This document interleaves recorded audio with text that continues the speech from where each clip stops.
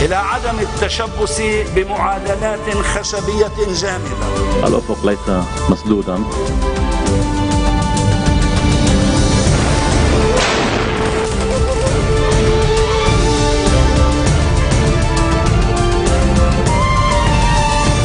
Good afternoon on this Wednesday, March 5th. I'm Yumna Naufal, and these are today's headlines. The International Support Group for Lebanon meets in Paris. Our very own Noor Ael reports live. Syrian government troops tightened their grip on the last rebel stronghold near the border with Lebanon. And the head of the European Union's executive arm states the bloc is ready to provide Ukraine with 11 billion euros in aid. President Michel Sleiman, speaking live from Paris, expresses optimism that the international community will commit to pledges it has made towards Lebanon concerning tackling the Syrian refugees and assisting the Lebanese army. He made his remarks during the opening of the International Support Group meeting in Paris, in France, alongside President François Hollande. He noted the meeting demonstrates the international community's keenness to help Lebanon. And addressing the flow of Syrian refugees, the president lamented that the aid to the refugees has not met expectations. Live on location in Paris, our very own Noor Ael reports. Noor, can you hear me? Yes, hi Yumna. Hi. Noor, what has been said so far? Well, Yumna, let me first take you through the day. President Michel Sleiman arrived at the Elysee Palace at 12:20. He was received by the Presidential Guard before being welcomed by President François Hollande at the steps of the Elysee Palace. The two men went into a bilateral meeting behind closed doors, which was later followed by an enlarged meeting with the Lebanese and the French delegations. May I remind you that President Sleiman is accompanied by the Ministers of Foreign Affairs, of Social Affairs and of Defense. According to our sources, during this meeting, President Hollande inquired about the progress made in the preparation of the ministerial declaration. He also spoke about the necessity for Hezbollah to withdraw its troops from Syria. Now, following those two meetings, President Sleiman and President Hollande held a joint press conference with Jeffrey Feltman, who is representing Secretary General Ban Ki-moon. The three men spoke in presence of all the participants to the International Support Group. President Hollande was the first one to speak. He said today's meeting is an important event, not just for Lebanon, but for the region and the whole international community. He said Lebanon is facing a very serious crisis and needs the support of the international community to help stabilize its political situation, secure its borders, and as well able to boost its economic development. Now, he praised President Sleiman's efforts in keeping Lebanon away from the Syrian crisis and spoke again of the importance of the Habda Declaration, that it should be respected.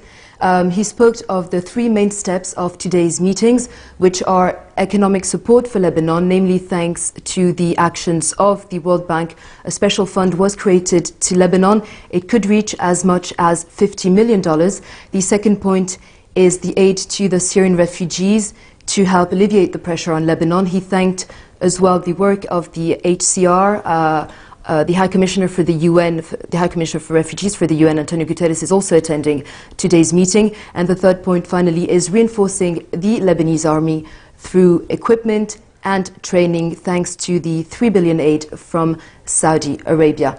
Now, President Sleiman spoke next. He thanked President Hollande and France for their continued support.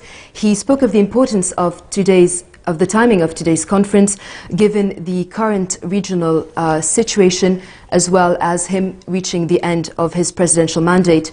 Regarding the three steps today, he thanked Norway, who was the one to initiate the fund for Lebanon to reboost its economy, and he also called on Lebanon's friends to give more to help finance this fund.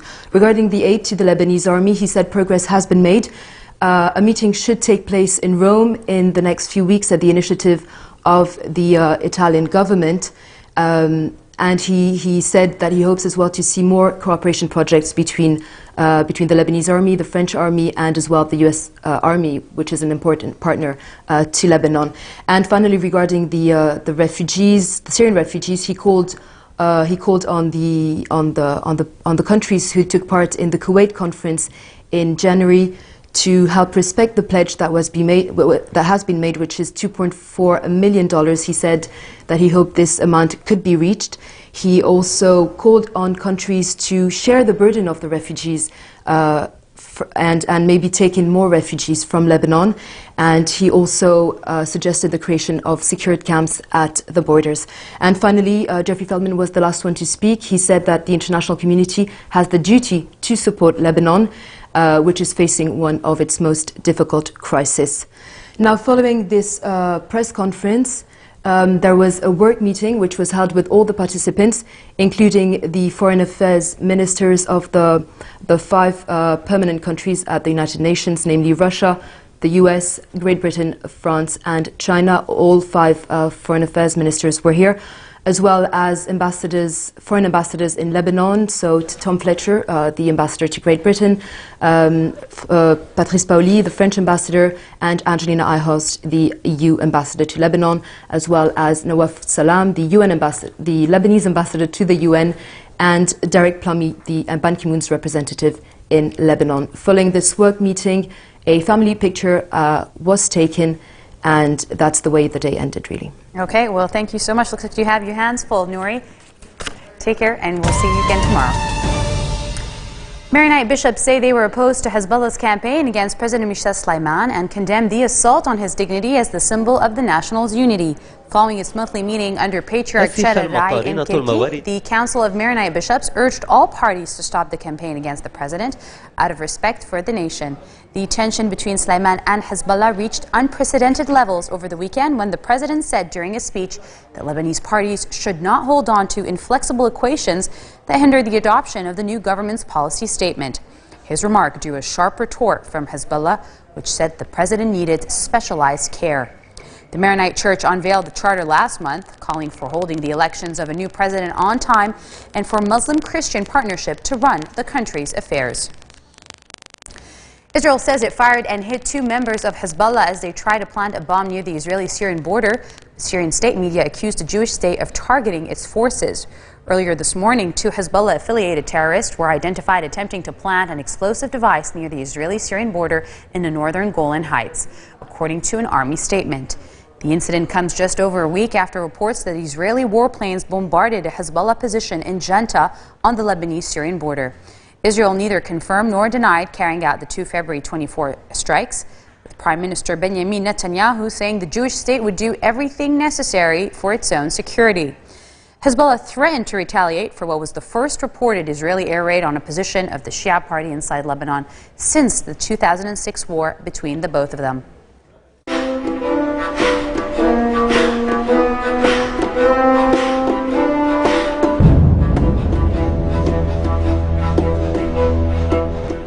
Syrian government troops are tightening their grip on the last rebel stronghold near the border with Lebanon, a day after taking control of a key village in the area.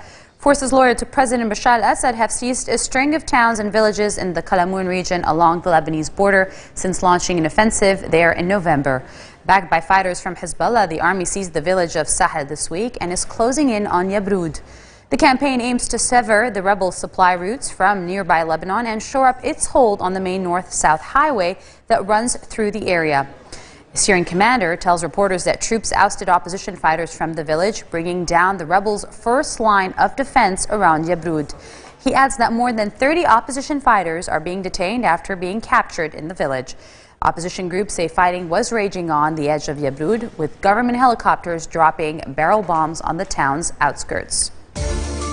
Coming up next, Oscars host Ellen DeGeneres gives a pizza delivery man a $1,000 tip. Stay tuned for more after the break.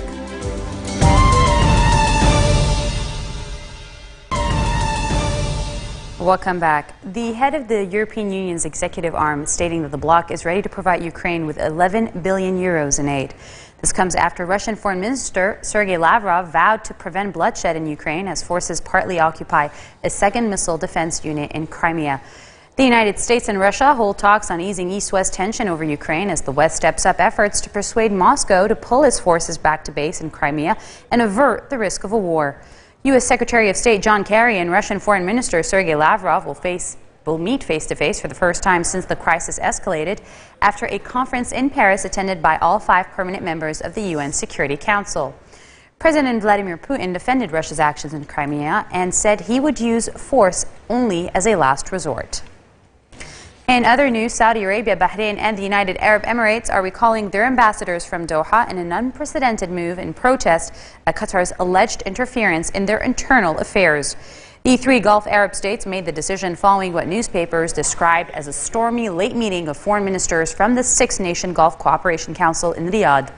The 3 countries announced that GCC have exerted massive efforts to contact Qatar on all levels to agree on a unified policy to ensure non-interference, directly or indirectly, in the internal affairs of any member state. They have also asked Qatar, a perceived supporter of the Muslim Brotherhood, which is banned in most Gulf states, not to support any party aiming to threaten security and stability of any GCC member. Turkish Prime Minister Recep Tayyip Erdogan is stating that he is ready to step down if his ruling party loses key local elections later this month. Erdogan has come under increased pressure since last week when audio tapes leaked online put him at the heart of the corruption allegations. The recordings were purportedly of Erdogan and his son Bilal discussing how to hide large sums of money. He denounced them as fake by his political rivals ahead of his year's elections.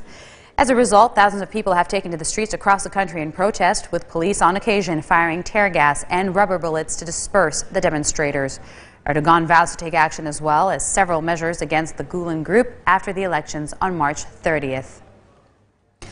9 bombings, mainly targeting Shia-majority areas of Baghdad, have killed at least 14 people and wounded dozens more. The 7 car bombs and 2 roadside bombs, which struck in 6 different areas of Baghdad, also wounded more than 70. The deadliest single attacks were car bombs in the Karada district of central Baghdad and Shwala in the capital's north, each of which killed 3. There is still no immediate claim of responsibility for the attacks. The Baghdad blasts come a day after suicide bombers attacked the city council headquarters in Samarra, north of the country, and took employees hostage. Finally, news that is making headlines all over. Oscar host Ellen DeGeneres gave a $1,000 tip to the pizza delivery man who delivered pizza to A-list audience members during the Academy Awards ceremony on March the 2nd. He thought he was delivering pizza to some writers and ended up on the Oscars stage. Here he is on her show. Take a look.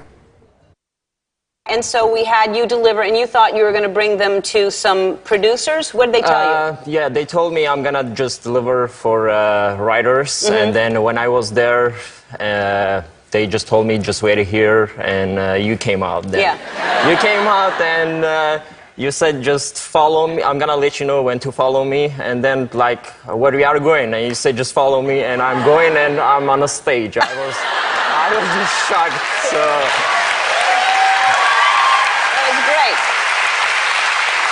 Yeah, we had you behind a door, and then you just got out and said, you go, hello,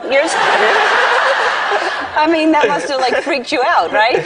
Yeah, I was shocked. I didn't know it's going to be something this, but it was really crazy. And who was your, I think Julia Roberts is, like, one of your favorite. Yeah, she was my, like, woman in dreams. So I was always watching her movies back in Moscow, The Pretty Woman, and so yeah, it was something crazy to me to just deliver. You're handing Julia Roberts pizza. That's surreal, right? And so you left before I wanted to get a tip, and I passed Pharrell's hat around, and I ended up getting about $600, something like that. So that's that.